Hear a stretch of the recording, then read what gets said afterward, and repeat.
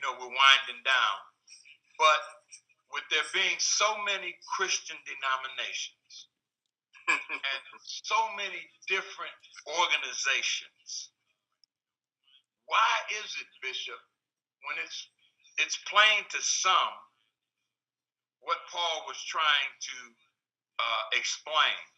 Why is it that some denominations, some churches, some believers don't embrace all of the gifts? I mean, for many, many years, I saw the teacher operate, I saw the evangelist operate, I saw the pastor operate, but I never saw the embracing of the apostolic or the prophetic in the traditional church. Yes, sir. Yes, sir.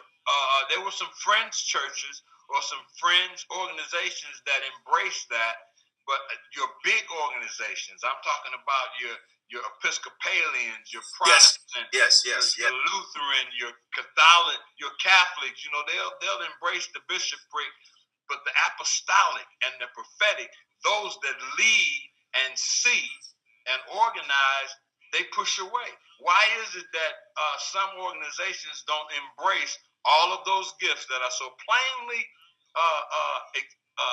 spoken of in the Bible in more than one? I mean, apostles are spoken of all through the book of Acts, but yet you very rarely hear it talked about in most of our traditional churches.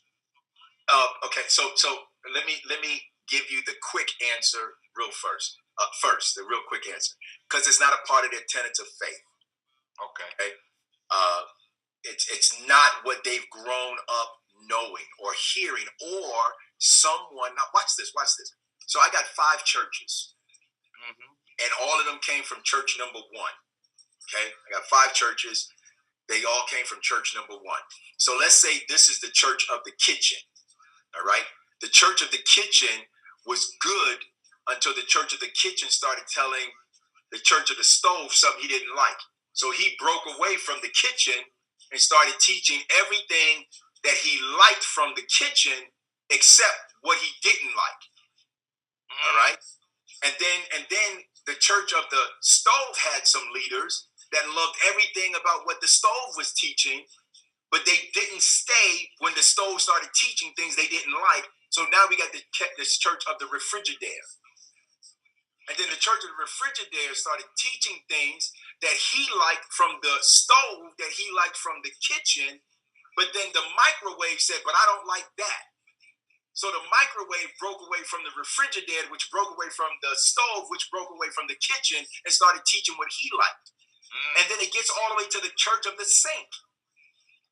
You hear what I'm saying? So the last census that I saw said that there was over 4,388 different denominations and religious sectors on the earth. 4,000. But God said, watch this here. Paul says, but there are many members, but one body. One body. So what Satan did, Satan reverts back to a prophecy that Jesus said. Jesus says that a city and a kingdom that is divided against itself cannot stand. Okay? Satan says, I got it. We know the secret now. Just keep them divided. So you remember the church of the kitchen that had 5 splits? They were divided. And so that's what Satan is doing. He's working in the church to keep us divided. And so you get, and I'm not throwing any names out to be offensive to anyone, but you have Kojics been around over 100 years. Their ministry was established on the apostolic, but they didn't embrace apostles. They did not. But the ministry was established on that. You see what I'm saying? So what happens is the people, they continue to promote and push what they're comfortable with, what they understand and what they know, and they are afraid or intimidated by what they don't recognize or what they don't understand. So they stay away from it, and that's not what God is trying to do. God is trying to bring us into a unity. Unity. You see? Of the knowledge. That's right. And so what you're doing here on Ask the Pastors is you're trying to not draw people to you, you're trying to draw people to truth. Right. Absolutely. And it is, and now watch this, brother, and it is the pushing of truth that's going to cause people to come to you.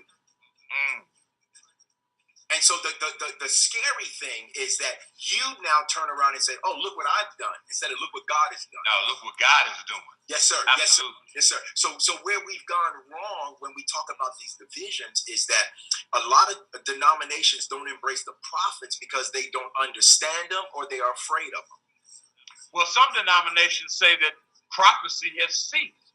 Oh, they take that scripture totally out of context. Jesus. They say tongues have ceased. Oh, they say healing has ceased.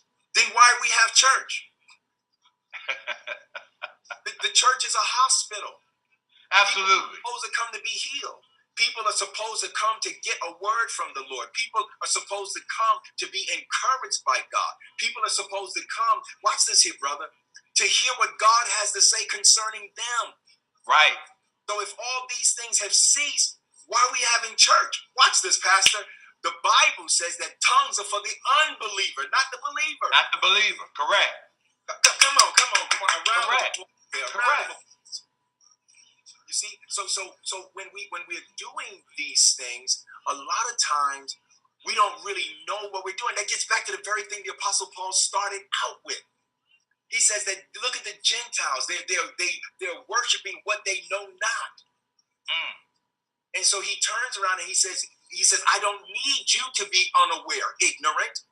Right. He says, I need you to understand that there are different diversities, different operations, and different administrations, but it's not to divide us.